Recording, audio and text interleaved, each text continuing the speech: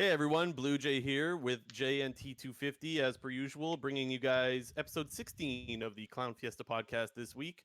And finally, we have Worlds starting this week in, I guess, just like 4 days now. So not too far away, but at awful freaking times, by the way. Uh, I don't know. I guess on the West Coast, games are starting at like 1 a.m. On the East Coast, they're starting at 4 a.m.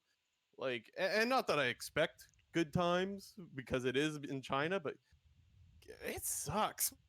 Like, I wish I could watch at on in real time, but I guess I'll be watching the VODs. What about you? Yeah, it's always unlucky when Worlds is in a way part of like the eastern part of the world because the way it correlates in NA is, we're usually watching games. You either have to stay up all night or you watch them in the morning. Because at least when it's in Yeah, at least when it's in Europe, it's not too bad. Like you can stay up and it'll be late enough to where you can go back to bed, or like you can go to bed last and year get was in like Europe, right? yeah, last year. No, 2 years ago. 2 years ago. What really? Wasn't it What? 2 years Where was it ago? last year? I thought last year was in Europe because I thought that the storyline was every time it's in Europe, that's when NA doesn't get out of groups. Thought that's what it was. Was it in Europe I don't last know. year? What I Oh, do it was. It remember was. It was was. It was. It was. for our listeners that don't know, we went to the same college and there was a finals party hosted at the college Oh no. for obviously for World Finals, and how many people showed up? Three or Three. four? We Three. didn't go, Dude, but I there's I tried to picture convince the squad to confetti go. everywhere. Yeah, we did Thank talk God we about didn't going, but go. for those listening that don't know, picture confetti everywhere and three people sitting there on the couch Yeah. watching. It was pretty funny, but nonetheless, we got Worlds starting this year, and it's a whole fresh new year. Just a little disclaimer: we are going to be talking about the group stage mainly. But before we get into that, and well, actually, we're going to be ranking each team 1 through 4 in every single group. Before we get into that, I do want to throw it to you, JNT, if you have anything that you want to say about play-ins. I myself, I don't really have much to say about the play-in teams. I'm not going to lie. I'm just assuming that the top 4 seeds will move on because I just don't have time to do research on all these teams. It's hard enough during the regular season keeping up with 10 LCS teams. Now trying to learn about 22 different teams going into Worlds, I can't bullshit anyone. It's fucking hard and time consuming. So I don't have much to say about playing teams. If you have anything, please throw that out first before we get into group stage talk. Yeah, I just wanted to myself just wanted to go over some of the play-in teams and groups because I think you'll hear, although you haven't might not have heard of the teams before, there are definitely some familiar faces which you could recognize from past teams. So just looking at Yeah. Group A here, we got Team Liquid from NA's third seed, Mad Lions EU's fourth seed, Legacy Esports was the Oceania number 1 seed.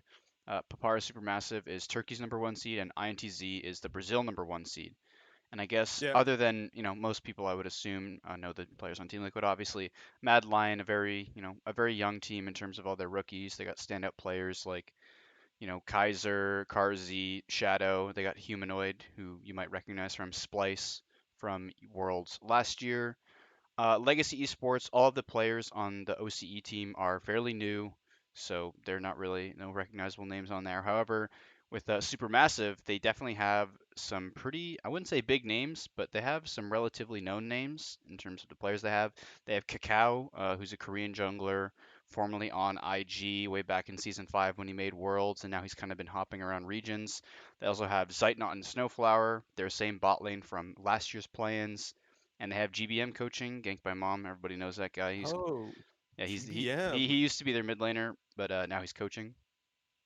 And on INTZ, nobody special. A fairly Oh, no, well, nobody special. Like everyone, the INTZ ends up making worlds a lot. They're usually like a pretty solid team in the CB LoL, but they have a lot of new players and no recognizable names.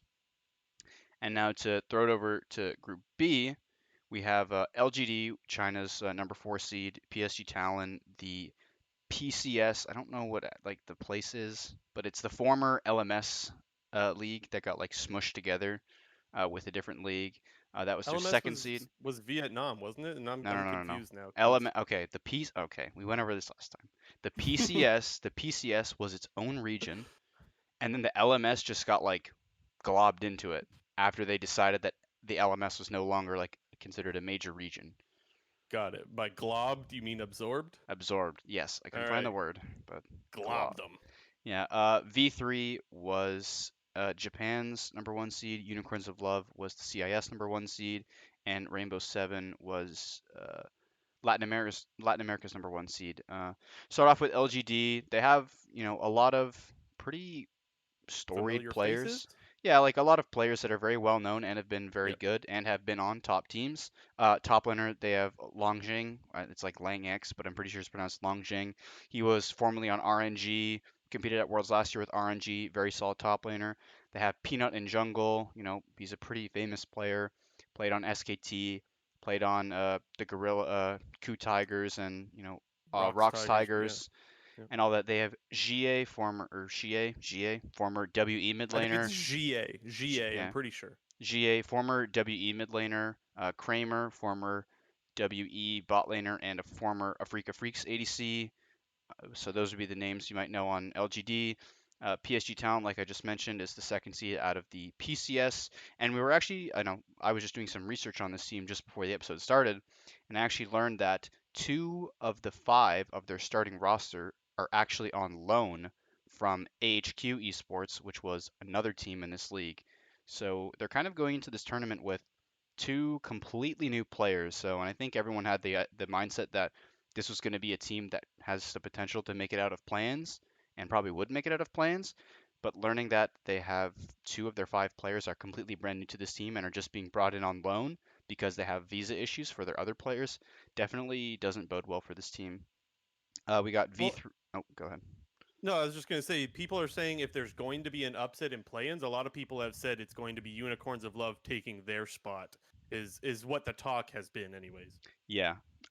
We got V3 Esports, who is Japan's number one seed. I mentioned them in the last episode because they actually had a really good series in the finals in Japan against Detonation Focus Me, who has formerly been the number one seed out of Japan for the last 2 years. So this team, I think they're a team to look out for. They could maybe surprise people in plans. We got Unicorns of Love, obviously. They're pretty much rocking the same roster as they had in the last play-in tournament.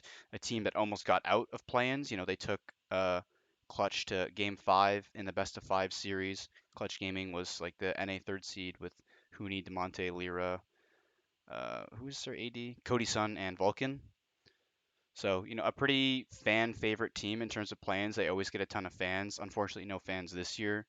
No live fans at least, but they always get a lot of love. And lastly, we have Rainbow Seven. Nobody really special on that team, but just thought I'd point out some players that people might recognize from previous tournaments and players to look out for sure. Yeah, some familiar faces. So thank you for that, for giving everyone the little lowdown of teams in plans.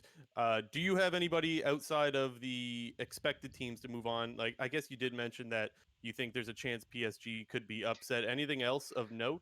Yeah, I mean, I don't see a ton of upsets, mainly because I think here, let me just pull up the Group A again. But in Group A, I think Team Liquid and Mad Lions, they really ended up drawing the weaker of the six total emerging regions teams in terms of Legacy, Supermassive, and INTZ. I think, not that they got lucky, but they definitely got the weakest teams in plan. So I think I'd be very surprised if Team Liquid or Mad Lions didn't make it out of this group. I think if that were the case, it'd definitely be a huge like choke fest or like crumble in a Yeah. best of five or some really like bad screw ups in best of ones. But I foresee, Team Liquid and Mad Lions getting out of this group for sure. Yeah. Okay. So let's go over to groups then. Let's get into the group stage because, well, I mean, let's be a little bit honest here. Group stage is where it gets a little bit more interesting. And like I mentioned earlier, we are just going to assume that the top seeds get out. If that were the case and everything goes as expected, I say expected in air quotes there because, well, things never seem to go as expected when it comes to League of Legends. But anyways, we're assuming that TL is going to join this group, right? So this group, Group A, would be G2, Suning, Machi, and Team Liquid. Yeah, and just to give some clarification, so the way that the groups were drawn, and in accordance with the play-in groups that have been drawn, if the top seeded teams from the play-in tournament, being TL, Mad Lions, LGD, and PSG Talent, all get out, that means that those like there's basically no point in drawing the groups as the way that the main stage groups have fallen. Team Liquid automatically gets seeded into Group A. PSG Talent would automatically get seeded into Group B. Uh, LGD would LGD, automatically go into Group C, and Mad Lions would Mad automatically Lions. go into Group D. So we're working under the assumption here that those are the four teams that are going to make it out, and then we're going to rank those teams accordingly. Okay, so thank you for that. Now let's get into Group A. Let's start with who we got making it out. And well, you know what? No, let's just go 1 through 4. Who do you got winning the group? Let's start there. I have G2 winning this group. I think I know you're of the opinion that Europe is not a particularly strong region, and I'm I sort of share that. Hold on. I mean, yes, but not exactly. But well, okay, just finish your thoughts. Sorry to interrupt. In some way share that opinion, but I also think that G2 and Fnatic are two teams that really shine when the pressure's on and like when they have like a long boot camp to prepare for. Fnatic is a I don't want to start talking about Fnatic, but these are two teams that aren't necessarily like regular season like dominant teams. They always show up at the big international tournaments. We saw that last year with them going to finals. We saw that in season 8 with them beating RNG in quarterfinals, which was like probably the biggest upset of the tournament in terms of like all of Worlds 2018. And this team is super, super strong. They've been together for almost 2 years now. They have pretty much the premier players in almost all of their roles. I would say in G2's case, they have a top two player in their entire region on that team. And this team's looking really strong. They have so many avenues to win the game through draft. They have so many. They were. This is a team that pretty much like brought out like the flex pick meta that has been going on for the last year and a half. Like Perks and Caps can play anything. Perks plays Mage's bot. They even tried out the role swap we saw at the start of the season. Wonder has pretty much a champion Ocean. Yankos pretty much does his job on whatever jungler is necessary, and Mickey X is pretty insane with his roams and also pocket picks. So Yeah. I just don't see a world where this team doesn't finish first out of the group. So I do actually see a world where now I actually have them finishing first as well, but that's where I'm a little bit different. Like you mentioned, it's not so much that I think Europe is a weak region. I think that they are weaker this year than they were last year, and I think they are getting credit as if they were just as good as they were the previous year. So I just want to clarify there. I still have G2 coming out on top, but it was tough for me to pick between them and Suning. Um, I think that G2 is just heavily overrated, more so because of their ability to close out games. Um, Last year, so this has kind of been their identity. They've been a very aggro team, which by the way, they're really fun to watch. Like if you haven't watched any G2 games and you're just and Worlds is coming along, this is a team that's really fun to watch, whether they win or lose. But they're very aggro. They like to fight over everything. And you know what it feels like when I'm watching this team? It feels like they will fight over every objective, win or lose. And even if, say, they're fighting for Baron and they lose Baron as the objective, it still feels like they're finding ways to outpressure the other team with Baron. That's what it feels like when you're watching G2. Their macro is actually really good, but I've noticed lately with their Barons, they have not closed out games as well as they did last year. And so that's why I think they're a little bit worse than they were this time last year. And if we're talking about where they are worse specifically, I think Perks has really struggled. Not so much that he's been awful, but he hasn't been Perks. Like Perks is a player that usually every year coming into Worlds, we talk about Perks being one of the best players in the world in his role. And this year, I just don't think that's the case. Yeah, I mean, G2 definitely had their most difficult split, being the summer split of this year. They weren't atop the standings for the majority of the regular season. We saw Rogue and Mad Lions kind of dominating. But when I look at this team, I'm really focused just on their playoff performance. And in the playoffs, this team was super, super dominant. They obviously had a very close 3-2 against Fnatic in the, I don't, it's not really called the semifinals, but the round before the finals.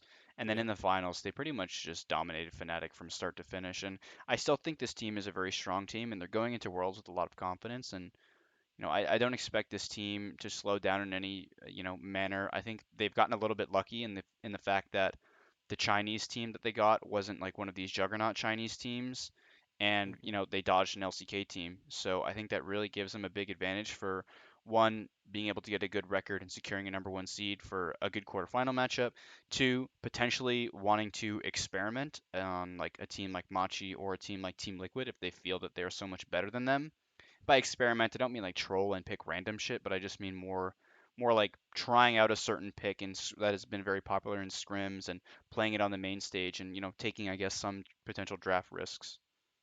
Yeah, and so next on my list for where I had number two was was Suning, and I actually put them number two. The reason I actually went with G2 over them is because from what I could tell, this team struggles to close out games even more than G2 does, actually.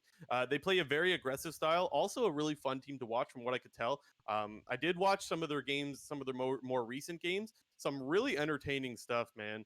Uh, SOFM, as they're calling him, I thought for the longest time it was SFM, but SOFM, that guy is hella aggro in the early game, and I think he's one of the reasons why they have such good macro early, is because he plays aggressive and he gets his teams a lot of leads. Now, where this team struggles is to close out games. And G2 is a team that's never out of a game kind of thing. I mentioned before how they could give up Baron and still out pressure the other team. That's where I don't like the matchup of Suning playing against G2, and that's ultimately why I put G2 ahead of them. So even though I do think Suning is better than Machi and TL, I put them second just because I think that their matchup into G2 isn't so great. Yeah, I think G2 is a little bit comparable to, I don't want to say comparable in like skill level, but comparable in style to the other top two Chinese teams in top esports and in JDG. They like to play aggressive. They like to get a big lead on you and snowball it fast. Whereas, as you just mentioned, Suning can have a problem with, transitioning their transitioning their early mid game leads into wins in the mid and late game. And, if G2 is able to get like a huge 2, 3K gold lead within like 10 minutes based off their insane early game, which, you know, that's something that they are really good at, I think it'll be very difficult for Suning to kind of be able to top this group. Yeah. But I The mean, the I have them as the second seed as well, yeah. assuming we have Team Liquid in here as well.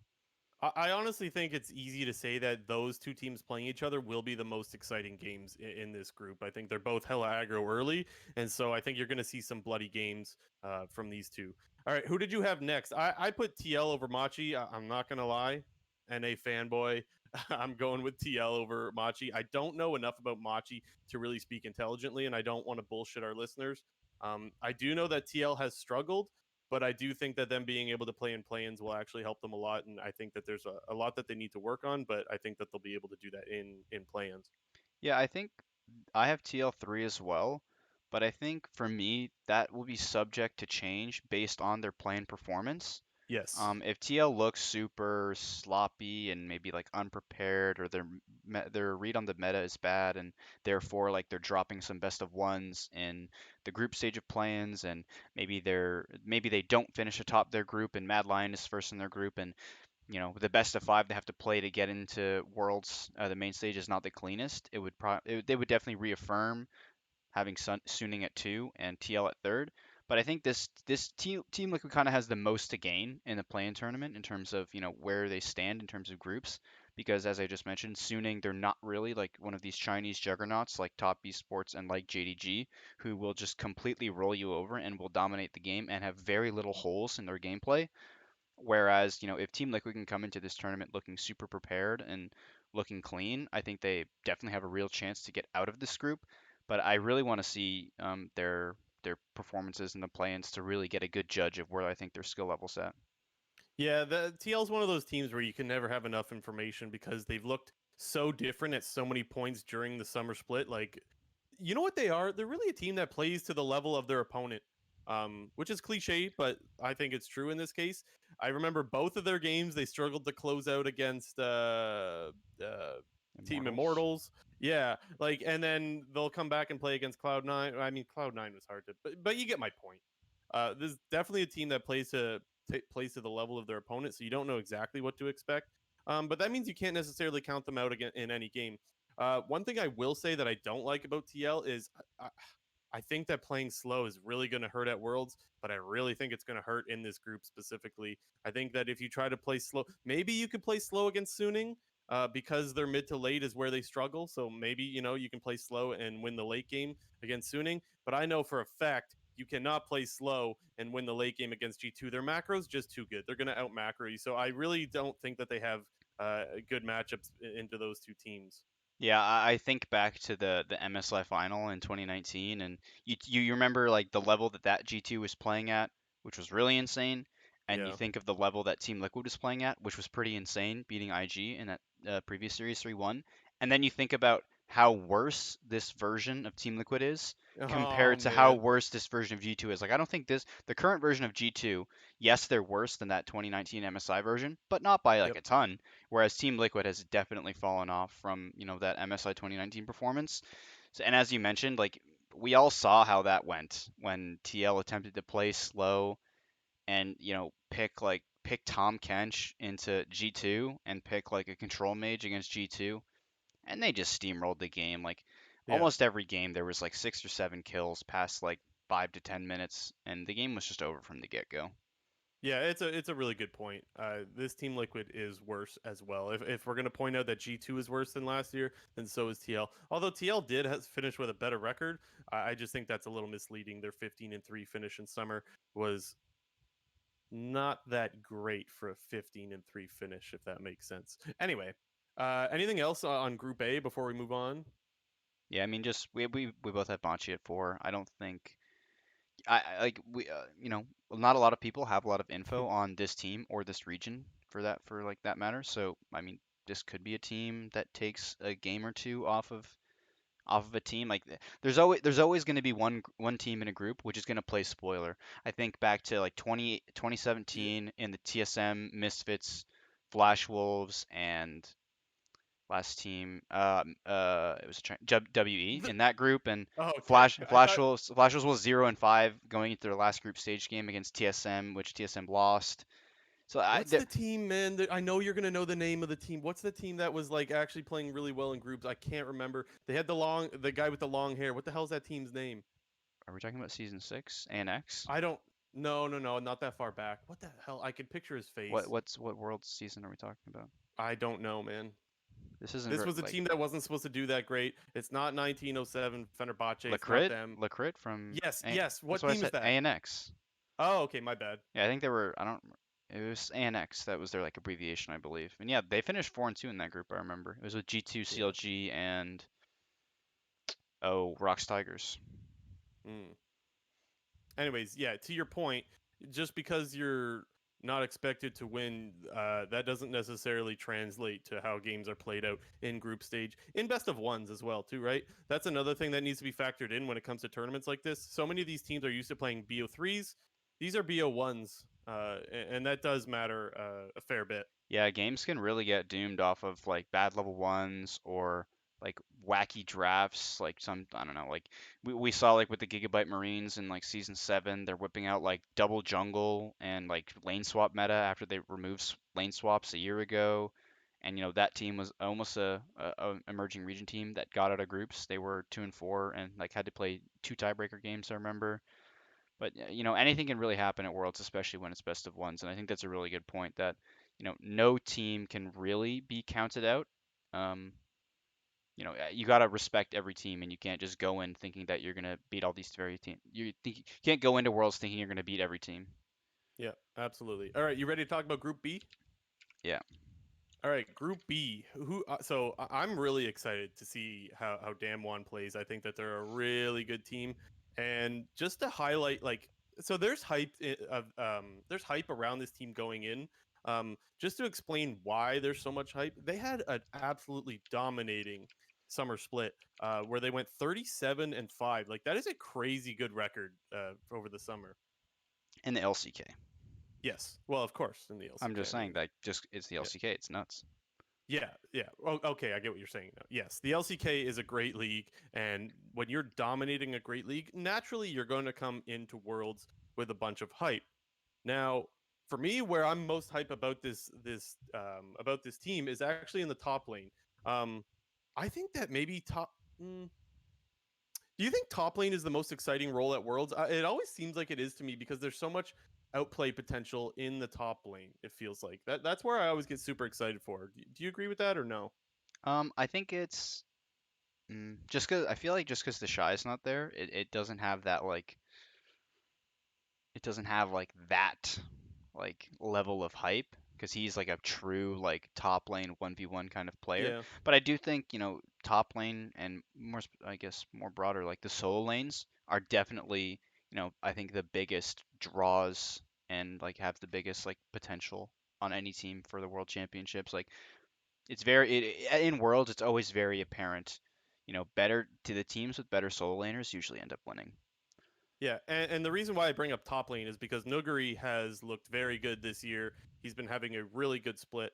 And he plays a bunch of carry tops. For those that don't know, he's 8 of 8 this year on Jace, so 8 games played, 8 wins. He's also 8 of 8 on Renekton with great KDAs on each. So this is a guy that's not afraid to carry in the top lane, and he's absolutely smashing clearly. Um, yeah, I'm really excited for him, and I'm also really excited for Showmaker as well. Showmaker had great numbers also throughout the summer. He had the highest DPM for all mid laners at 561. He had the highest kill percentage among mids at 72%. And for those that don't know, 72% is a really high kill participation. That's like jungler numbers right there at 72%. So two players that people should be really excited for going into the group stage. Yeah, these two teams in JDG and Damwon, they just have really insane players. And I'm just looking at, we're assuming PSG talent slots into this group, but just Hmm. in terms of individual skill on Damwon and JDG, it just doesn't feel close for Rogue and PSG talent. There was a funny tweet, even like way before groups got drawn, from I think it was Inspired on Rogue, who basically like kind of just predicted that they were going to get into a group with JDG and Damwon, and then it actually ended up happening. And Yikes. it's going to be crazy. I think another guy on GDG that not necessarily is underrated, but I think a player is is going to get hyped, and I think should get hyped is Kanavi, their jungler. Absolutely. He was on Griffin way back in the LCK when Griffin was really popping off. Sat behind Tarzan for a year and a half. Who, even though Tarzan, the team that he was on was not performing well, I think people still consider him a top jungler in that league. And this was a guy who was able to sit behind him for a year and a half, and his first year coming into JDG was just so insane. Like he was definitely one of the best junglers in the league. Him and Karsa pretty much ran show, and I think Damwon and JDG are going to be really hard to stop for Rogue and if we're assuming PSG talent. I think it's pretty clear that Damwon and JDG are 1-2, and Rogue and PSG talent are 3-4, and then you can kind of alternate those positionings. But what do you think? So you got Damwon 1 and then JDG 2, just to clarify? Yeah, Yeah, okay, me too. Also, yeah, I think there's a really good reason why Kanavi is hyped up. This guy is someone who's absolutely popping off. And when I hear talk about JDG, like he's the guy that I hear the most about and the most hype coming from. And I think that's because he's a guy that likes to fight a lot. I was looking into his damage numbers as well, and he led all LPL junglers in damage per minute at 358. Now, the average was somewhere around 100 to, or pardon me, 75 to 100 points lower. So just so people understand, it's hard to know, or it's hard to judge a player off of damage per minute. But when you're averaging about, when your average is about 75 to 100 points higher than the actual average of 17 other junglers, by the way, because the LPL has 17 teams, you're really popping off and you're really fighting a lot. So I think that's why, because he does like to fight so much, and well, he's dishing out a lot of damage. So I think that's he'll be one of the more exciting players to watch. I myself do have I have Damwon 1 and them 2, and then I have Rogue going 3. But I talked before about top lane, and where I'm most afraid for Rogue is in the top lane. And there's been a lot of talk about Finn struggling lately. And for those that didn't watch the LEC playoffs, Finn absolutely struggled he a got lot. abused. Yeah, he really did. And just for reference here, he played 11 playoff games. He averaged negative 23 CSD in those 11 playoff games. That is Monka S. Like, yikes, man. Yeah, definitely, like we kind of have mentioned, like if you're struggling in your own region in your playoff games, like you're going to struggle against the top teams in the world. And I think just Yeah. individually, Rogue and PSG Talent are going to be completely outclassed by Damwon and JDG. Damwon, four of their five members were on their first team All Pro for LCK. The only person who wasn't was Ghost, their ADC, but Nuggery, Canyon, Showmaker, and Barrel are recognized in the LCK as being the best player in their position.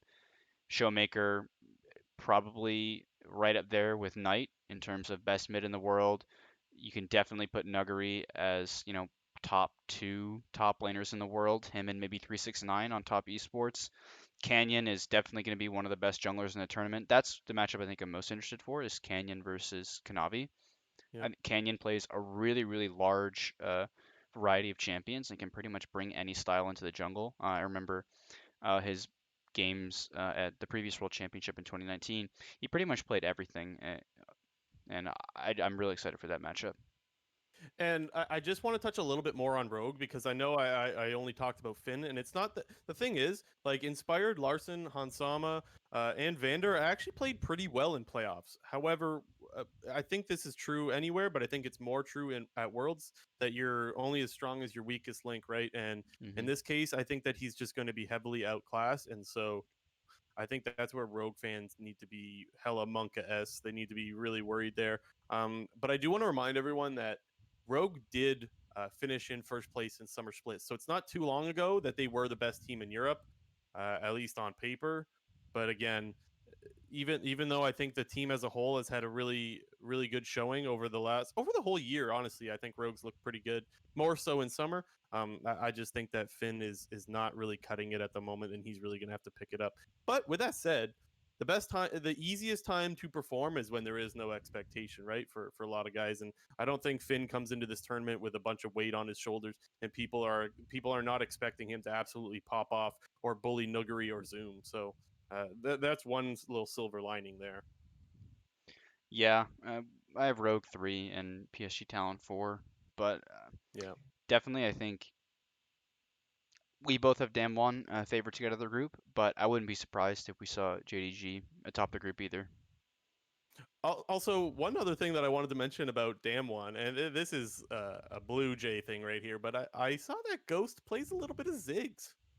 So that'd be pretty cool if we could see some Ziggs gameplay in the bot lane at Worlds.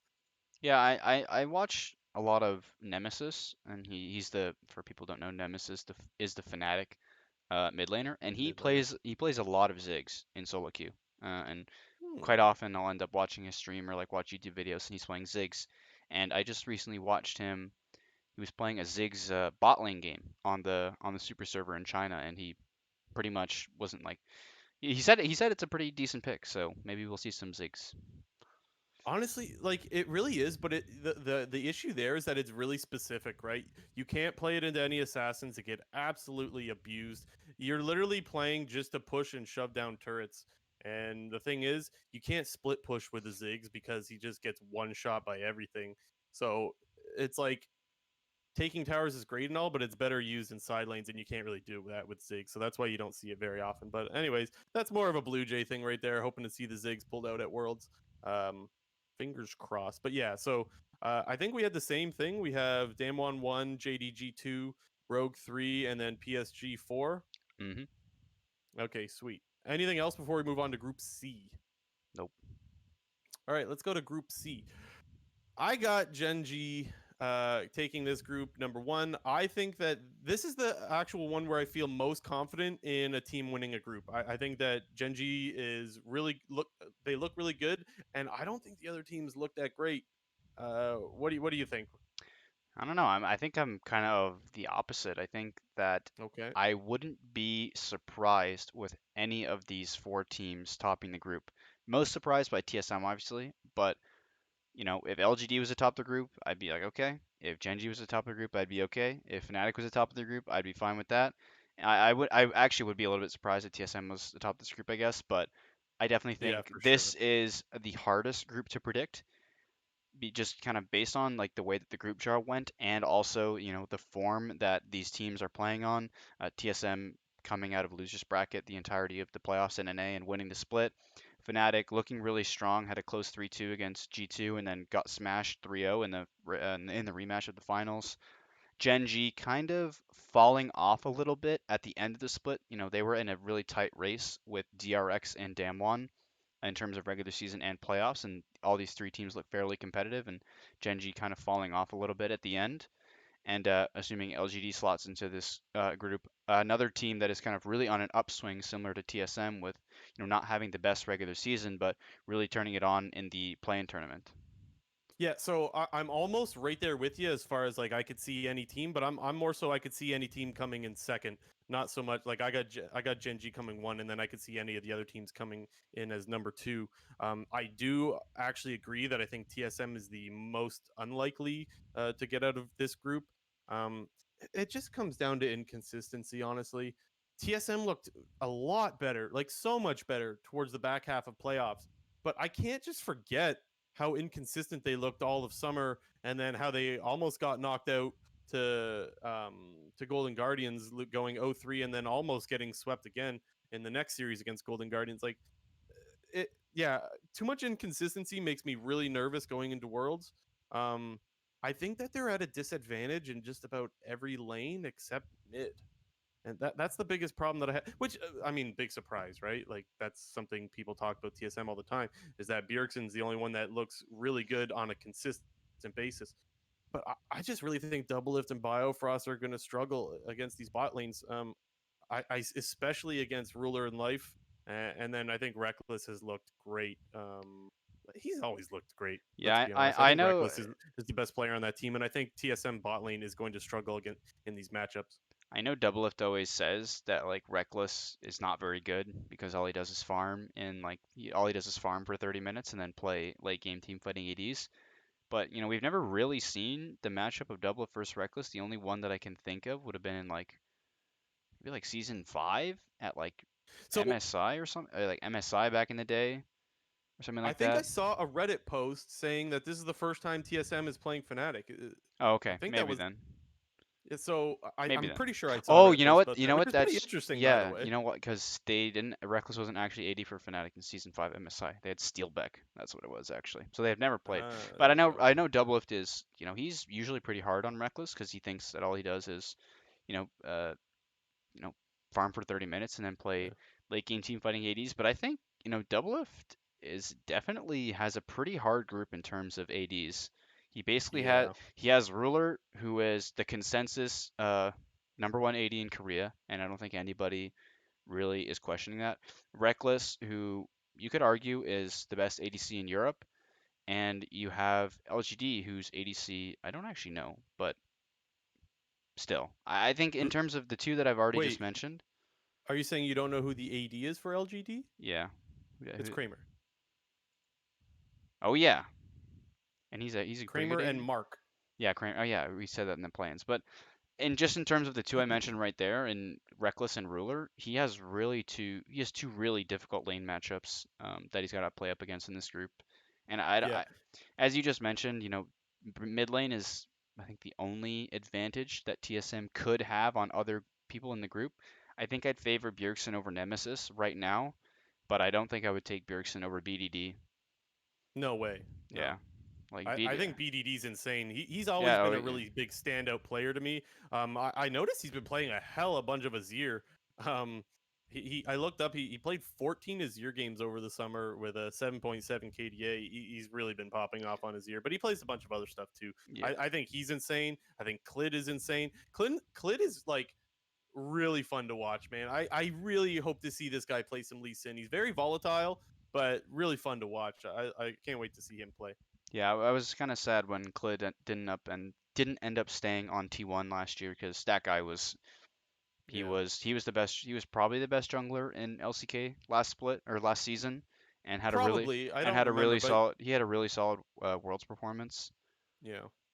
So I do want to talk a little bit about the bot lane. So even though I mentioned earlier that I think top is most interesting just for like, well, there's carry potential and there's a lot of outplay potential. I do think bot is also very interesting for as far as meta goes because like yeah, we never really know what world's meta is going to be exactly anyways, but it seems like there's starting to be maybe be a shift with a little bit of nerfs to Senna and Ash that we saw a couple of weeks ago. And so we don't really know what to expect at a bot lane.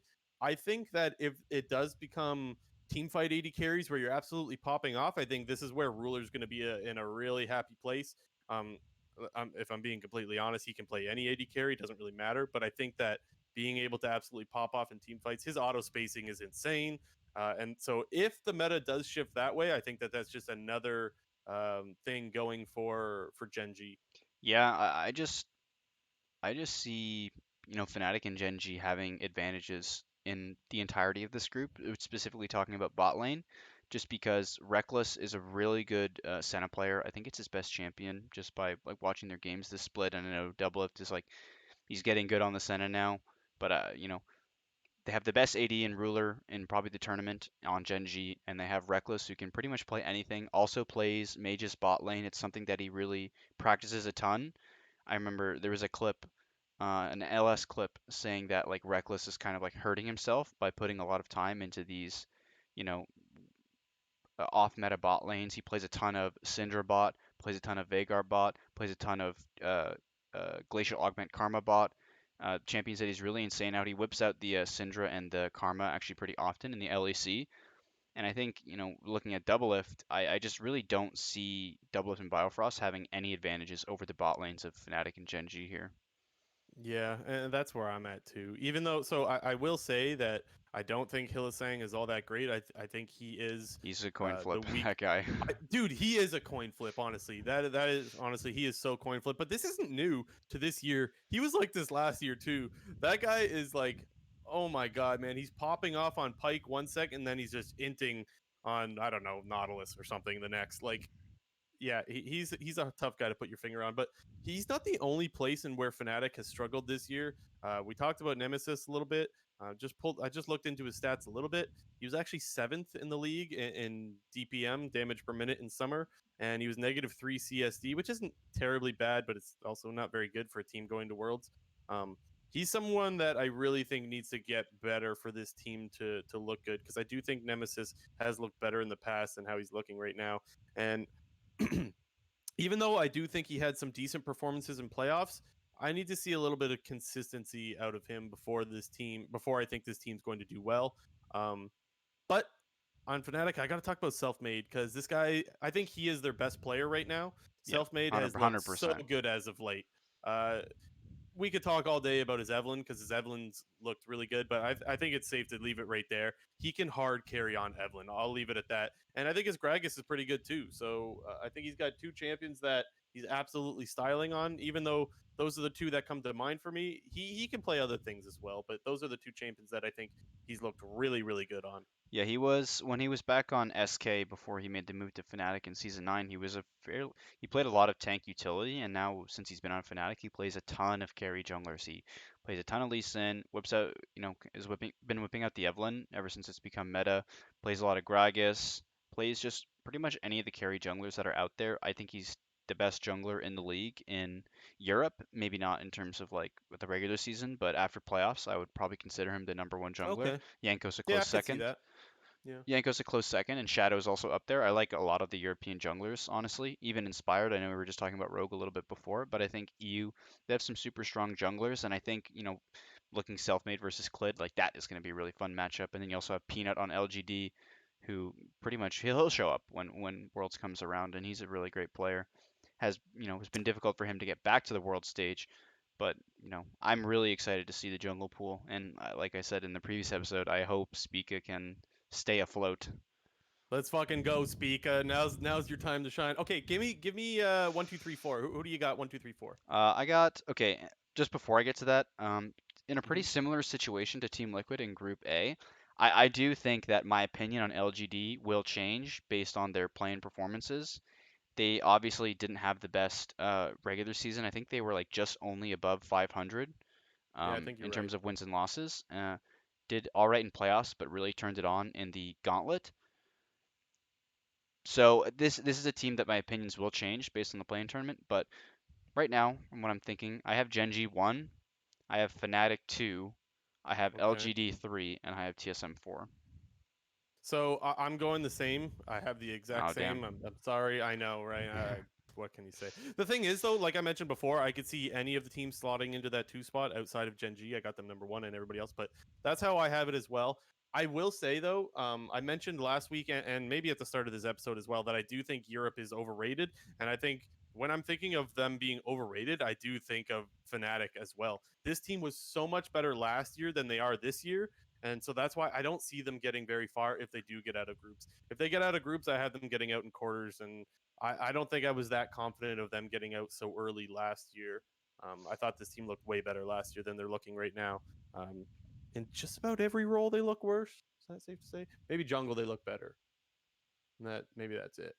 Yeah, I Um, would say so. Bwipo's been hot and cold. He's a guy that's I've been having a hard time putting my finger on as well Yeah, about what to expect out of him. he's been pretty hit or miss this season. He kind of him and Licorice, they've had pretty similar seasons actually in terms of the way that they play the game and the way that, the games kind of tend to go.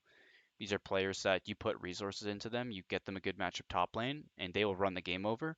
But on the Yeah, flip side, these players, they like to play super aggressive in lane. They like to take, those stat checking fights and try to like out mechanic you in lane. Out, is that a word? Out mechanic you? I I know what you're guess. trying to say. Yeah, Yeah. they will opt into 1v1s in top lane for lane pressure. And, if the enemy jungler ends up being topside, you're pretty much dead 100% of the time in those scenarios. So, but I'm with Fnatic. I'm not super concerned with them just based on they're such a good international team. Like they always turn it on at Worlds. I remember seeing a Reddit post back when the groups were getting drawn that Fnatic is 14-1 ever since the week 1, week 2 format has been introduced at Worlds.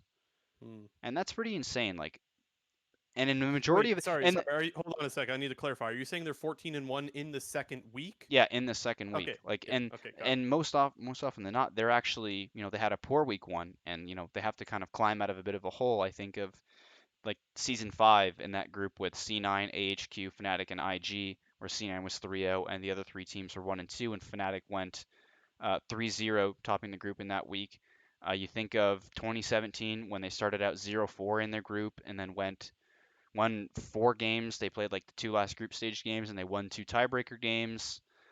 You think of even last year when I think they went 1-2 in the first week and then went 2-1, beating RNG, I believe. They beat RNG in their week 2 game in 2019. This, I'm not super worried about this team. I am. Again, I think for this group, like I said, it all depends on the performance of LGD. If LGD just comes in and smashes every team in the play-in tournament, then I'm gonna probably switch my prediction. Like if I were to do like my pick'ems on the LoL Esports site, I'd probably put LGD second. But if LGD comes out and looks not necessarily flat, but doesn't look like super incredible, I have confidence with Fnatic at two. I think what you're saying, for me, what you're saying applies very much to the storyline of how Fnatic always somehow finds a way, just like the Cloud9 somehow finds a way to be the best North American group, no matter even if they're going in as a 3 seed. But like the team is different. Like to me, this is not the same Fnatic that we saw last week, and I know I mentioned that already, but they're or not last year, pardon me, but they're just not the same. And that's why I can't just say, well, they turn it on every year. Yeah, but they also look a lot fucking better going into Worlds every year than they do this year. So I don't know. I'm not that confident in them. I could see them falling off. Where I am excited is I want to see Bwipo play some fun shit. I think he plays a lot of fun, different stuff in the top lane. He'll play Cho'Gath. He'll play Rengar up there. He'll play Urgot. So that's what I'm looking forward to out of Fnatic. It's not so much that I want them to look good or look bad. I just want to see some fun stuff because Bwipo will pull out something interesting. That's one of the things that I like about that team. Um, this is like a totally random thing, but I did want to bring it up just because it was so crazy to me. I saw a random stat of one of Rascal's games, so that's the top laner for Gen G. He had a 947 damage per minute game as Renekton. It's pretty And mind you, nuts. that Who was is he against laning Hanwha Life. against? That was against Hanwha Life. Oh, not my So boy Cuve. yeah. So anyways, I don't think it was. I think it was against a guy. The guy's name was actually Doo Doo. Oh yeah, yeah. Yeah. Hanwha, they run a lot of subs because they're bad.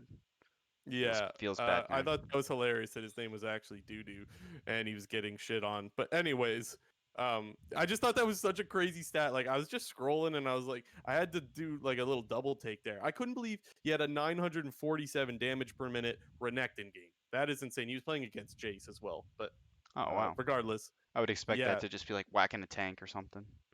yeah. Anyways, he was against the JC. Absolutely popped off in that game, and that to me is just a crazy stat. So I know that's totally random, but something that really stood out, and I figured I had to bring it up. So again, just a little recap. I think we each got Gen G 1, Fnatic 2, we got LGD, and then TSM. Yep. Okay. Anything else before we move on to our last group, Group D? Okay, Group D is a group where there is a lot of hype, and when I say a lot of hype, I'm talking specifically about the mid laners in Knight and Chovy. These are guys that are going.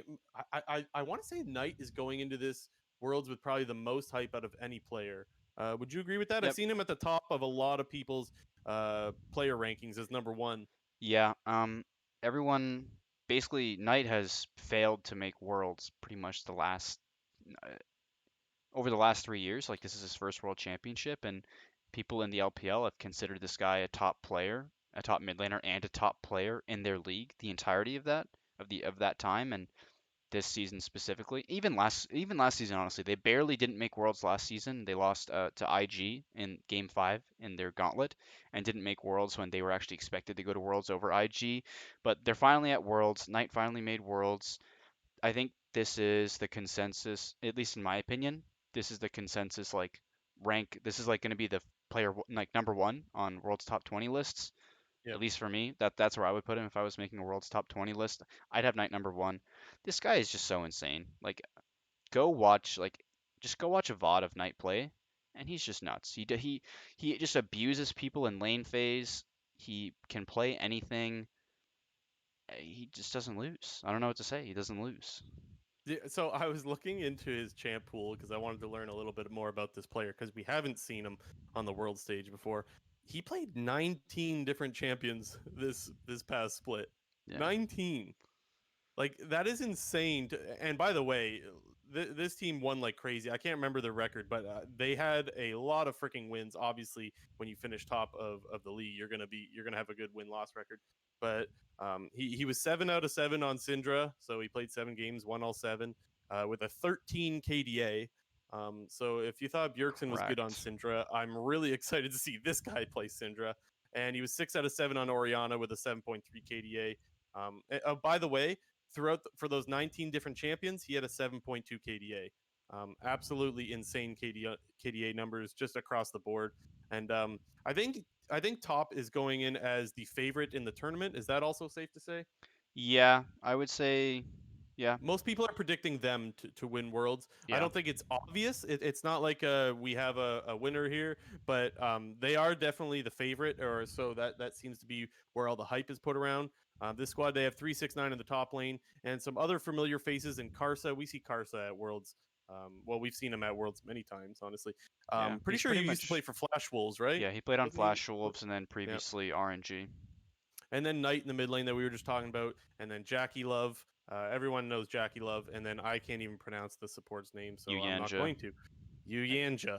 Yeah, I think that's what it is, Uyanja.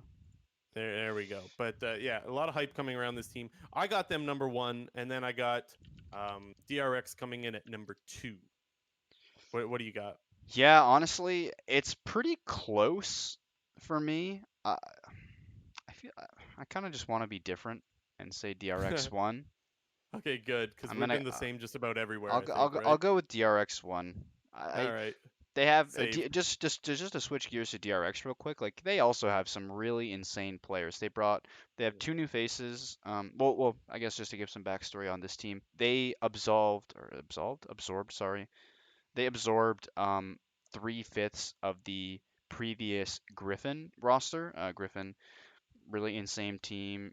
Who, Rip Griffin. yeah, they kind of never panned out in terms of like their big like their LCK finals or their international performances, but they got Doran, Chovy, and they had Keria, who was at the time I believe was with Kanavi, who we just mentioned on their like trainee team or their academy team, and they joined Deft, who Deft is one of pretty much the most famous, like one of the biggest One LCK, of.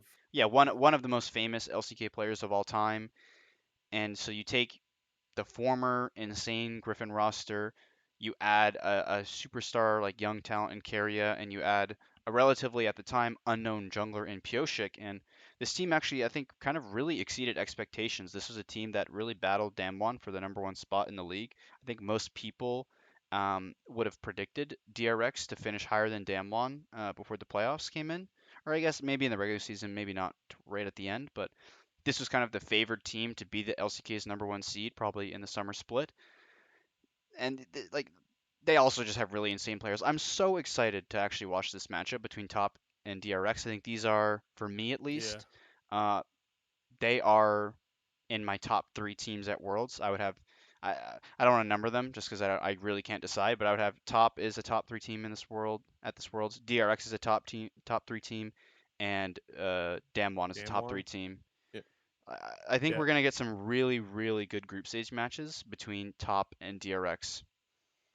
And, and the hype is coming out mainly out of the mid laners, like I mentioned before. The matchup that you want to see is Knight versus Chovy, Yeah. because we've seen Chovy before. Like, this guy is insane, and Knight, there's so much hype around how insane he is as well. So that's the matchup that you really want to watch when you're watching this group. But yeah, so as I mentioned before, I got Top Esports 1, then we got Dragon X 2. I went with FlyQuest 3, and you can yell bias at me because, yeah, there's some bias there. Let's fucking go FlyQuest. I got FlyQuest going over Mad, but it's not for no reason. Mad has not looked good. Um, and I know people are going to say FlyQuest didn't look all that great in the finals. No, they didn't look that great either. But um, Mad looked a lot worse to me. They did, you know what they kind of did? They kind of did the C9 thing where they were absolutely popping off. People thought that they were one of Europe's new juggernauts. And then they just fell off. And more specifically, Shadow seemed to not be the same. Like, this was a guy that seemed like he could outplay any jungler in the league, and it was like, oh my gosh, do they have a new stud jungler in the LEC? And then there was just, he was making plays that just made no sense. I remember there was a very obvious play. Who are they playing against? I can't remember who they were playing against, but there was a play where it was so obvious. Everyone in the world and their dog knew that a top dive was going to happen. He's sitting around his Krugs just chilling there. And I remember thinking, Shadow, like, you see your top laner getting dove. There's no way you can't help out there. And, well, sure enough, he didn't. And I don't know. It just seemed like he was doing uncharacteristic things. And you kind of start to wonder what's happening with this player. I think the biggest thing that needs to happen for Mad to turn it around is Shadow to start look like his former self that we saw more towards spring and the start of summer. Yeah, for Mad Lions, I'm really worried about their solo laners, Arome and Humanoid. I know Humanoid is actually really, really good, in terms of his level that he plays against, the top teams in EU.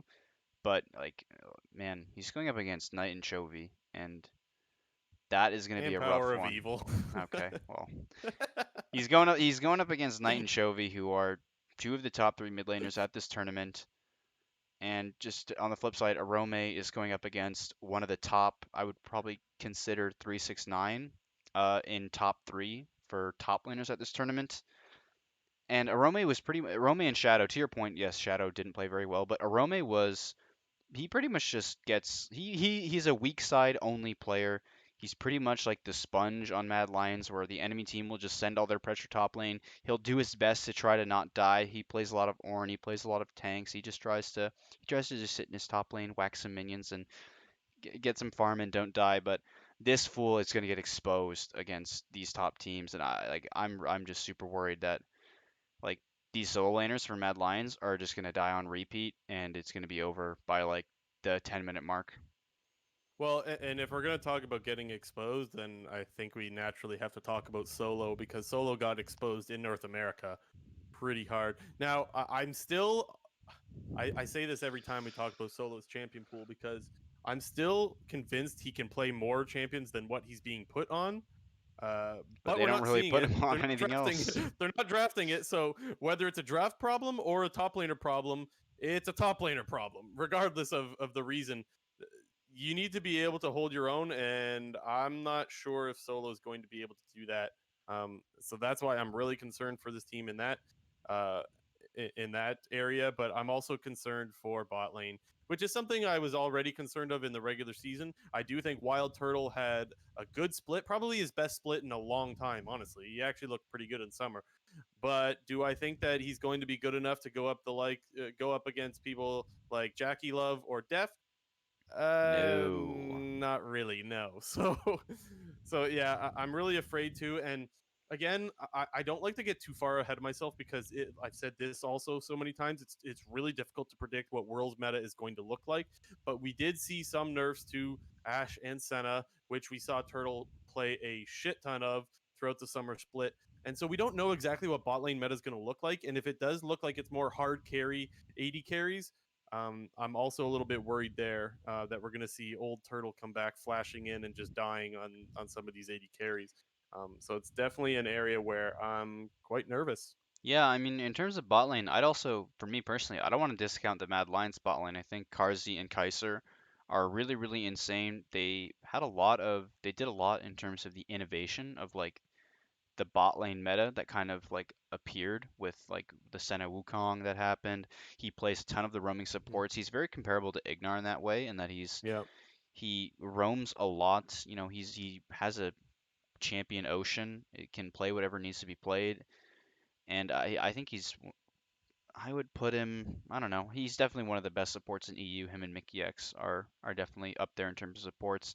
For me though, I just think FlyQuest is dead in the water here. I think this is the most out of all the teams in like all of Worlds. I think the most likely teams to go 0-6 are FlyQuest and PSG Talon from Group B. I I don't see a lot of ways that FlyQuest will win games against these other teams. The only way I see them winning a game is if we see the same Shadow and we see the same Santorin that we've been seeing, and Santorin's potentially able to take over the game through like a Lilia pick or whatever he's playing. But I don't see many avenues for success and for FlyQuest. See, and I do disagree just a little bit. So where I do agree is just I think their opponents are nuts. So there's Yeah, that. well Um, that's more that's not like they're it's not so terrible. much Like right. Top Yes. and Okay. DRX like it's kind of sad. Like one of the it feels like they both could go 6-0, but they obviously can't because they have to play each other.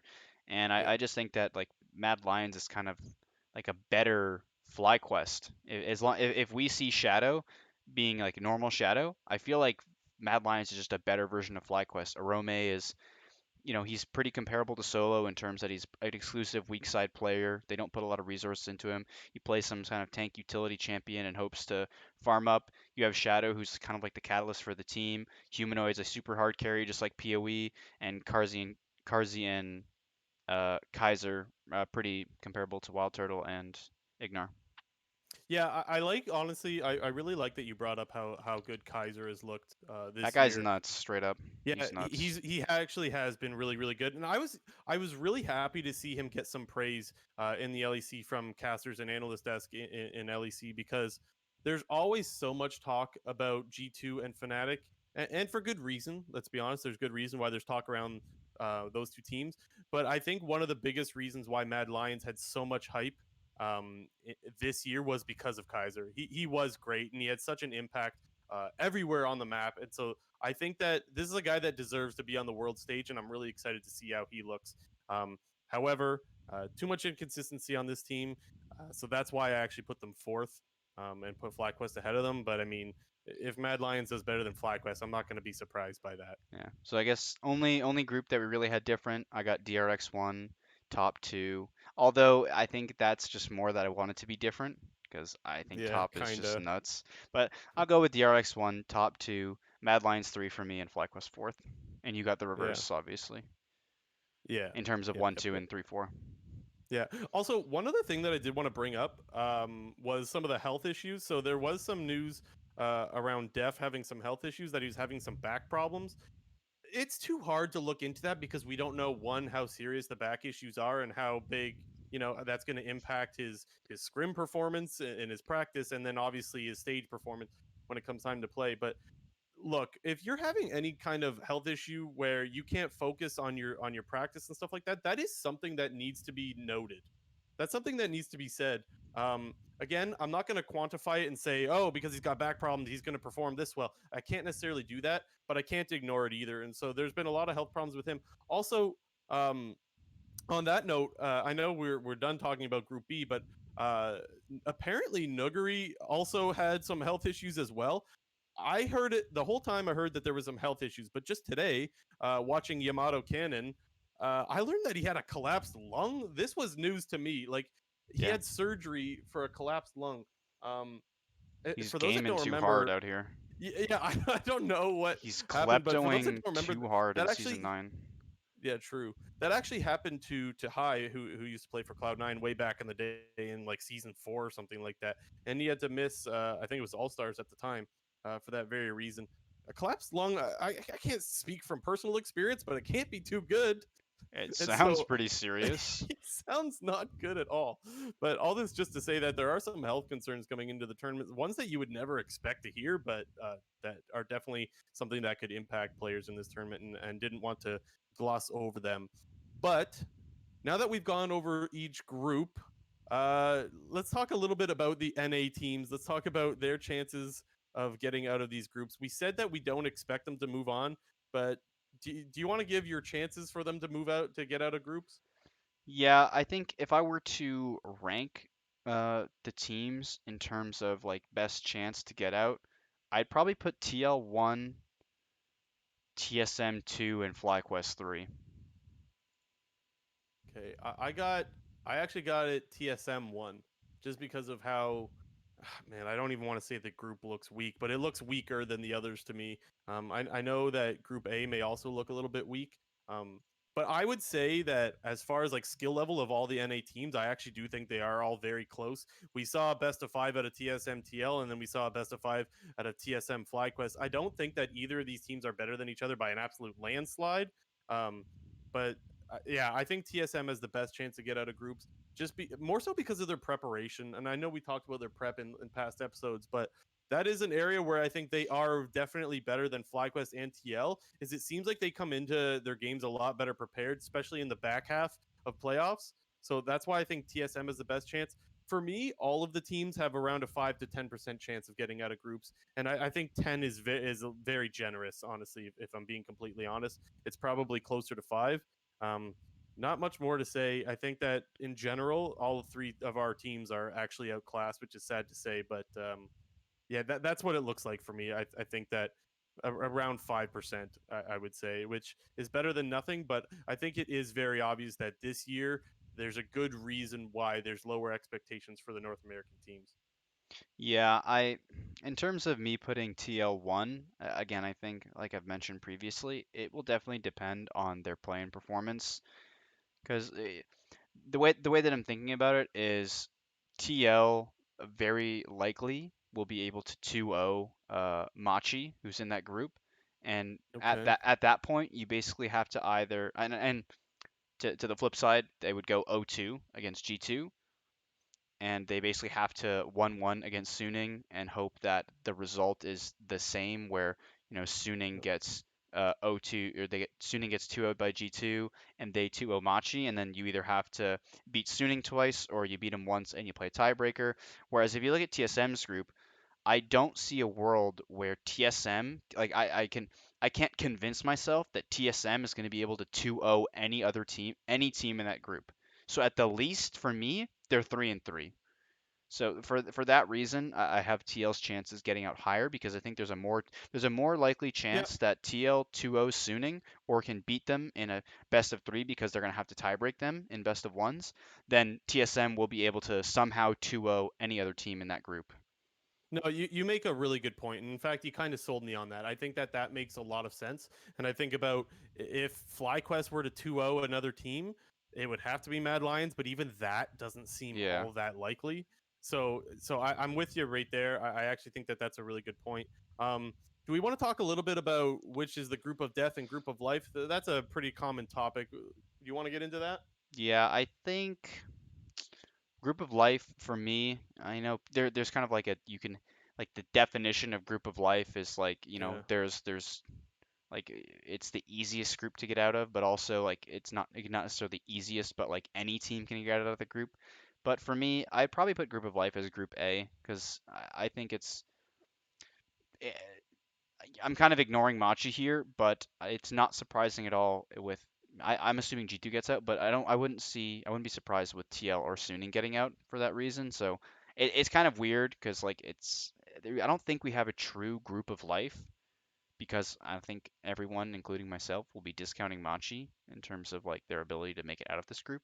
But it's pretty close race for getting out of this group between TL and Suning. Yeah, see, I actually got Group C as the group of life, which I've actually heard people call it the group of death. But to me, the group of death is you got three really good teams that should all move on, but obviously can't because only two teams can move on. And I actually don't think that there's any group of death if we're going by that definition. If I do have to pick a group of death, it is Group D because I think that just as a whole, they are the best group. If we're counting all the teams, I think that's the best group. But group of life, I actually go with C just because I could see any team in that group moving on. So that for me is where group of death and group of life it comes from, and I've seen so many different ways of people how they want to categorize group of death and group of life. For me, like I said, group of life. Pardon me.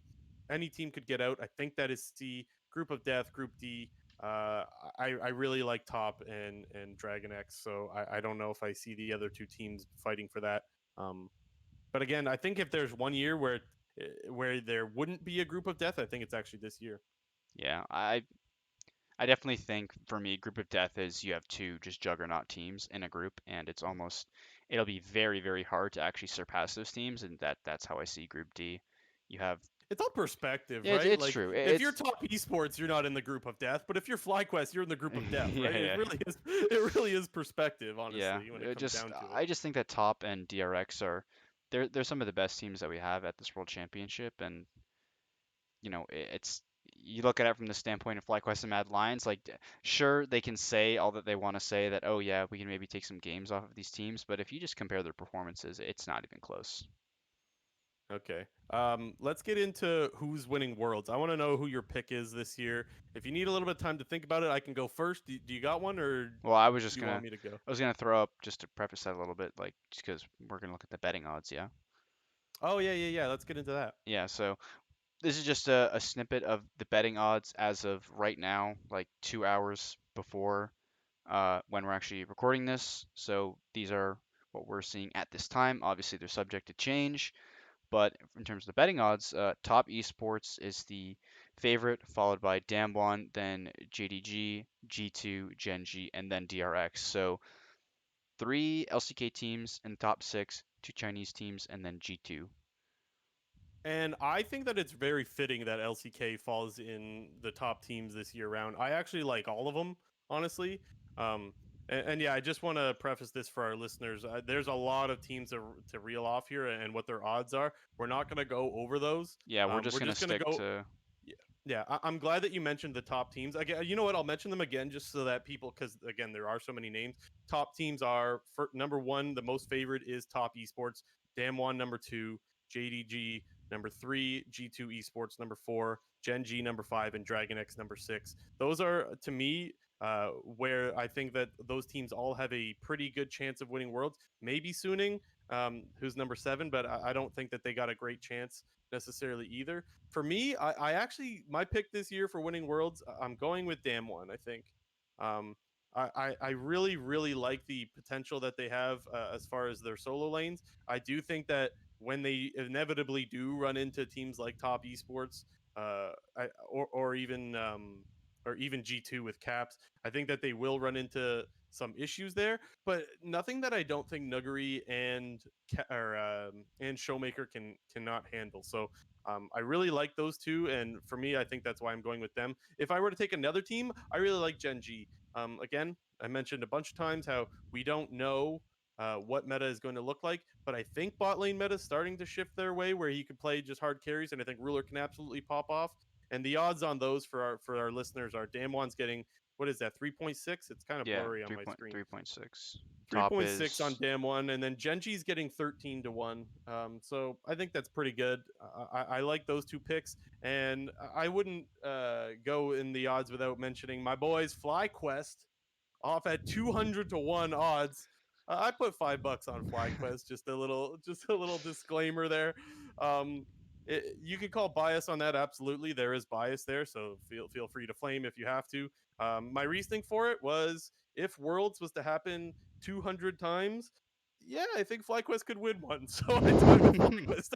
I think I went with FlyQuest at 200 to 1 there. For those wondering, because we are like an LCS podcast, for those wondering what the other LCS teams are looking like, we got TSM looking at 70 to 1 and Team Liquid at 80 to 1. odds. But for the three NA teams, I went with the one with the highest, which was FlyQuest at 200 to one. So yeah, let's go NA. Yeah, it's funny that you kind of see it like if Worlds were to happen 201 times. Yeah, maybe FlyQuest wins one of those, but if you Yeah. like taking a look at the top teams using that argument, it's kind of crazy to think that you play Worlds 3 times over, and based on the betting odds, top esports should win Worlds, and it's kind of crazy. Like there is so much that can happen at the World Championships with meta shifting and like potentially like getting drawn into an unlucky quarterfinal matchup. Like there is 100% a world where like top esports finishes second in their group and DRX Hmm. finishes first, and they have to play like Damwon or JDG in the first round of quarterfinals. Very often, we've seen at previous World Championships, one of the favored teams in a group might drop down to the second seed, and then you have your top team in the tournament facing another top team. Like we could see Top Esports versus Damwon in the quarterfinals, or Damwon versus Dragon X in the quarterfinals, or JDG versus Top in the quarterfinals, and there quite often I think back to season 8 Worlds when we had IG versus KT in quarterfinals, which were Hmm. I think the two favorites at the World Championships, and IG ended up losing 2 games to Fnatic in the group stage, and they have to go play KT Rolster, who was the top LCK team and who was favored to win the World Championship, and pretty much had the best series of the tournament. I think of like the Jackie Love playing Zaya, flashing in Game 5 to like win a team fight, and that was nuts. And it was pretty evident like after that Worlds concluded that like that was basically the final, was KT versus IG. Like those were the top 2 teams, and that was the best series of the tournament. Yeah, and just to clarify, like when we're talking about like top esports, what are they getting? 2.8? Yeah, What is that? It's blurry as hell. it's 2.8. Like those to me, like okay, I think that they're a favorite to win the tournament. Those are garbage odds, by the way. I would never recommend to take that. And like you said, any of these teams, any of these top teams could win. We probably picked the top 6 or 7 teams, all have a respectable chance. 2.8 is not very good odds for me to bet on top esports. I think that that's garbage. And even though I like Damwon to win the tournament, I wouldn't take them at 3.6. Is that what that is? Yeah. What's Dan one sitting at? Yeah, I wouldn't take that either. I would take them who that's because that's who I think is going to win the tournament, but I would not take those odds. Where if I'm looking at odds that I would take the Gen G at 13 to 1 and FlyQuest at 200 to 1. That's where I'm sitting at as far as what teams I would take. Another one that I actually like to consider as well is Rogue. Not that I think Rogue is amazing either, but if we're talking about just good value, this is a team that still won the LEC, so I don't mind Rogue sitting at 100 to 1 odds either. Mm. Yeah, I mean, it makes me curious to wonder like what the odds were for like previous World Championships. Samsung was like the third seed in LCK back in 2017, and nobody really thought that they were going to win it. We had IG, the third seed in China, in 2018, and they won it. I wonder what their odds look like, because you take a look at these teams like potentially Suning, DRX, or Gen G. These they're getting pretty good odds, and they are strong teams, but you really got to wonder like can they beat these top teams, and you could end up making some good cash I if you were I to like look at these if you odds. were to throw a bet on like a $10 bet on a team like Suning or Genji or Dragon X. They're pretty good odds, as you mentioned. That top Yeah, esports not is bad. kind of dog shit odds. Yeah, yeah, exactly. It's like those teams are not so much worse than top esports that like their odds. I just think their odds are pretty fair. I don't think that top esports odds are fair. But I don't. I look at the odds every year, and I still could not remember what the hell they are. Honestly, I'm no help there. But I feel like they're usually a little bit better than this. I do remember that G2. I think they were up there in the top 3 teams, maybe even top 2 teams last year as favorites to win. But They probably should have been because of them yeah, winning right. MSI and everything.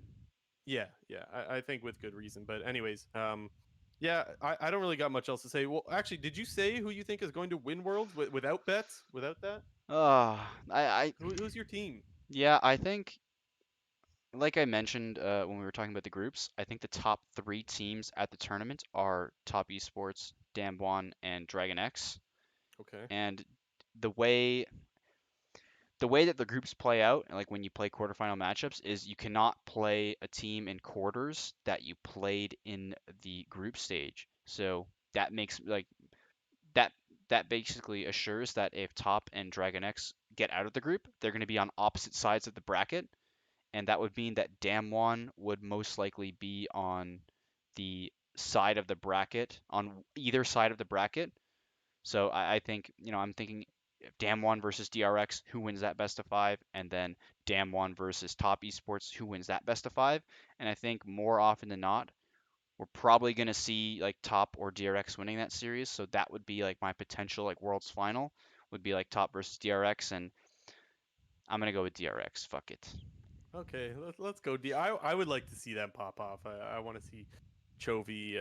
Well, yeah, I want to see Chovy pop off. But anything else on the bets or who you think is going to win Worlds before we move on to our quick news? Yeah, I don't know. I guess in terms of like if Top is gonna win, like it's Knight's first time at Worlds. I know they have some really good players that have been to Worlds previously, like 369 on WE, Karsa on Flash Wolves, and the RNG, and Jackie Love winning Worlds with IG.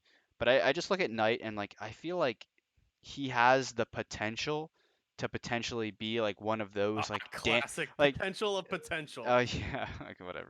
But like he has the potential to be one of those like super hyped players at Worlds who's like high up on the top 20 list that ends up just failing miserably. Like I don't know, I think of like Dandy back in the day or like Clear Love, like all those players that Yeah. are super highly ranked on the top on the World's top 20 list and people think are going to be so insane going to the tournament and they end up just like not having a good Worlds and they either fail to make it out of groups or they bomb out of quarters. And I think there's the potential with that for Knight. However, I think he's too good for that to not happen, but there's still a slight chance that that could happen. Well, and something else that needs to be talked about, which is fucking boring to talk about, but you got to bring it up, is that this year's tournament is different. COVID-19, blah, blah, blah, blah, blah, blah, blah. I mean, it is a different tournament, Yeah, okay? I wonder if it's It, going to be online or like if they're still going to play it on LAN, like if they're going to play online with like 8 ping or whatever, or if it's going to be like, I don't know if yeah, that really matters, but like it could matter. I'm positive they already said, or at least I think they already said. I just don't really remember what they said they were going to do for this year. But the point is that this year's tournament is unlike any other, and so you can get into all the boring variables, but let's just say that there are a lot of variables. I don't know, just throw out one. Like it's not easy for players to quarantine for 14 days. A lot of guys are going insane. They've said that even though they're gamers and they sit at home all day, they're really not enjoying just sticking in a room. So again, I don't want to get into all the variables, but that is one that can definitely affect your mental, just being stuck in there. I think that their quarantine's almost up, but anyways, that's just Yeah, one it's thing that could almost definitely over. affect this tournament. And yeah, like I said, there's a bunch of things that could affect this worlds. We good for quick news? Yep. Okay, let's start off with scrim leaks because to me, so that's kind of crazy, and I'm really surprised at how many scrims got leaked. So for those that don't know, there's been scrim leaks all over the place this year. Has there been this many in past years? No, not really. I mean, the only like one that really stands out to me was I think it was season 6. There was like a TSM versus SKT scrim that got like I don't remember exactly what happened, but I think like somebody said like TSM's computers got like hacked or something, and the scrims Mm, with voice comms, because they were voice comms with the scrims, and I remember watching them, got uploaded to YouTube. But at least in terms of the scrim leaks that have been going on this year, all it's really been is just been like screenshots of like the final scores, like it'll show like KDA and the champions they played, but nothing to the level of like what I remember in season 6 with that specifically, where like a full scrim got leaked, like them talking about draft the entire team, entire time, like all the champions they were talking about got leaked, like their communication in game got leaked, and like I don't know, like nothing as bad as what I previously yeah. seen, but when your scrims get leaked, like that's just really shitty. Like it's so shitty. Like who knows? Like one of these scrims that got leaked could have been like a pocket pick, or like if scrims Yes. are getting leaked, that also might it might like it might make teams think like okay, let's not like pick this champion against this team because their scrims are getting leaked. You know what I mean? Well, the thing is too is like if you go in with that pocket pick, you can't feel comfortable going in with that pocket pick anymore if everybody knows about it Yeah, because you might get have it's to not a play into the pocket pick. counter of it. So it's not even about the results of the scrim itself; it's just about the picks in the draft. I think that's where it matters the most. But anyways, just wanted to let you guys know there's been a bunch of scrims getting leaked. I I would think there's say been three or four at this I point. think there's been 5, honestly. There was Okay, there you go. there was 3 pretty recently, and there was 2 that happened like earlier, like maybe about a week ago. Okay. So that's something to keep note of. Another thing is the LPL. It looks like they're introducing a salary cap. This to me is really interesting because Well, I'm kind of nervous that that could happen for North America. Not that I think it will happen, but I'm nervous that it could happen because the reason why salary caps happen, at least I believe, is because the leagues are generally top heavy, right? So North America being a top heavy league, and pretty much the rich teams are Cloud9, TL, and TSM. Like that's the teams that are going to be impacted the most by a salary cap, and the reason for it is so that the more poor teams, I guess you could say, have a chance at actually signing better players. But the reason why I'm actually nervous about that is because it seems like now would be the time for the league to hop on something like that, while player associations aren't exactly at their greatest. You know, like they're kind of like an afterthought when it comes to the LCS, anyways. And so it seems like something that the league would maybe try to do while the players union isn't exactly all that well formed and built upon. So that's why I'm nervous for it. I don't think it's going to happen, but I am nervous that it could happen. Yeah, one thing that I think would be a benefit to North America in terms of a salary cap is it basically eliminates what Team Liquid did in 2018 in just Yes. buying up a bunch of players. If people can remember, there was rumors of Impact getting like $1 million contract from Team Liquid. They obviously picked up Doublelift, presumably signed him to a super large contract, and then they bought out the contracts of all the former Immortals players, Belter, Onda, Ixsmithy, Ole, and that was obviously a bunch of money introduced to it. So you're gonna basically by creating a salary cap, you're gonna be eliminating all those like I guess quote unquote super teams that teams try to build where they just go out and pay for a bunch of top tier players. Like for example, let's say fucking CLG just wanted to like say fuck it, we're just gonna go buy a bunch of good players from various regions. We're gonna try to scoop up all the top tier NA talent we can, and we're gonna import two big E or Korean names. Like that's gonna be a lot of money. And why I think that could potentially be good for NA to eliminate that is it'll basically force teams to try to like foster talent on their teams because you won't be able to pay top dollar for all the players on your roles. You're going to have certain players on your team that are going to be like homegrown. So I think if they were to introduce that, let's say 2 years down the line, we might not see the benefits from it until another 3, 4 years down the line. Yeah, there's going to be some good and some bad for it, but I think overall it's just bad for the LCS. The league is already spread pretty thin, you know? Like imagine if you Yeah. do have to split up the good players from NA, now we're really fucked when it comes to Worlds, right? Yeah. So so that's why I'm more nervous about it, but enough about that cuz this is quick news after all. um Okay. what else we got? We got oh yeah, the LPL announced that there's no on-air talent from their broadcast side of things, at least the English broadcast, of course. So that was something that was announced last week or something like that. But yeah, disappointing to some people. I'm not going to pretend like I watch a bunch of LPL, so I'm not too disappointed by it. But I do definitely understand where some people's frustration comes. Usually, there is some representatives of all the four major broadcasts or four major leagues broadcasts at Worlds, but it looks like LPL won't be there this year. And then Bose partners with LOL Esports to be something. What is it to be the official sound or It's blah blah yeah, blah? it's something like that. It's nothing super interesting, but just something that we thought we would let you guys know about. If you want to learn about it, we'll leave a link in the description of the VOD for that. And well, the world song and video came out, which is always something people are excited for. I think you really liked it, did you not? Yeah, it was growing on me for sure. I remember when I first listened to it, I was more, I think, paying attention to the video than the music itself. And in terms of the video, I mean, it was kind of just like trying to be Rise 2.0. Hmm. Like it straight up looked like Rise when the video started and he first went into the training sim and there's all the swords in the ground. I was like, that is the exact shot in when Rise came out, and it was just the same fucking thing. I remember I was talking to somebody and they were saying how the Worlds video, like if Faker was supposed to, like if T1 was going to go to Worlds, like he was going to like end up facing Faker at the end of the video, and it was going to be kind of Pog. Like it would have been a Pog video. But I don't know. The video just seemed weird, but the song is like for sure growing on me. I think the song is actually pretty good. One of the better World songs since Rise. For me, I'm never all that hyped for the world songs. I'm sorry, everyone. I'm just Debbie Downer when it comes to world songs. I'm just not that hyped by it. I don't really know why. I just never really am. But yeah, it was there. It was cool, I guess. That's kind of where I'm at. Not really much more for me to say about that. Anything else before we close out the episode? Nah. Nah. All Nah. right, let's shout out Twitters because we do that every week. If you're listening, it's at Tuminator underscore to get JNT 250. That's at TOOMINATOR underscore, and then at BlueJ underscore GG. VOD will be up soon after the live show. So if you're tuning in live and you missed some of the start, that should be up fairly shortly. Let's talk about next week because next week is going to be a little bit different. Let our listeners know when they can hear us next week. Yeah, so for the people who don't know, even though you should know because Worlds is starting soon, the play-in groups start on Friday, and they actually conclude on Wednesday morning. Wednesday morning being the time in North America. We're using Eastern time for this one. I think they finish up around like 8 or 9 a.m. on Wednesday morning.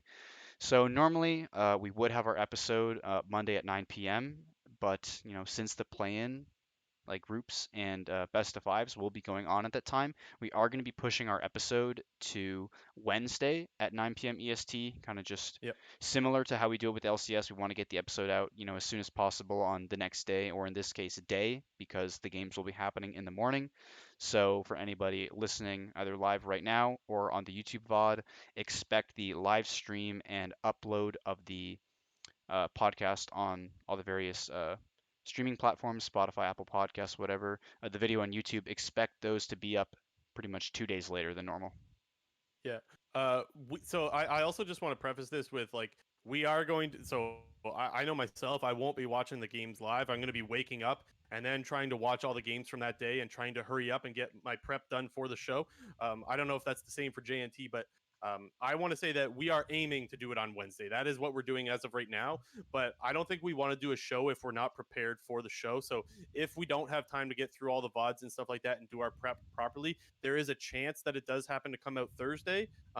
We will keep you updated on Twitter for that if there is any change. But for now, it is going to be on Wednesday, 9 p.m. EST, and try to get that to you guys as soon as possible. Um, Anything else, JNT? Nah. Nah. Okay. Yeah. Just follow us on Twitch if you want the live show. Just search up Clown Fiesta Podcast. You'll find us there. Thank you to everyone who likes and subscribes on YouTube. And of course, as per usual, we are on Spotify and Apple Podcasts. If there's nothing else to shout out, we just want to thank you guys for listening. Means a lot to us. And this has been episode 16 of the Clown Fiesta Podcast.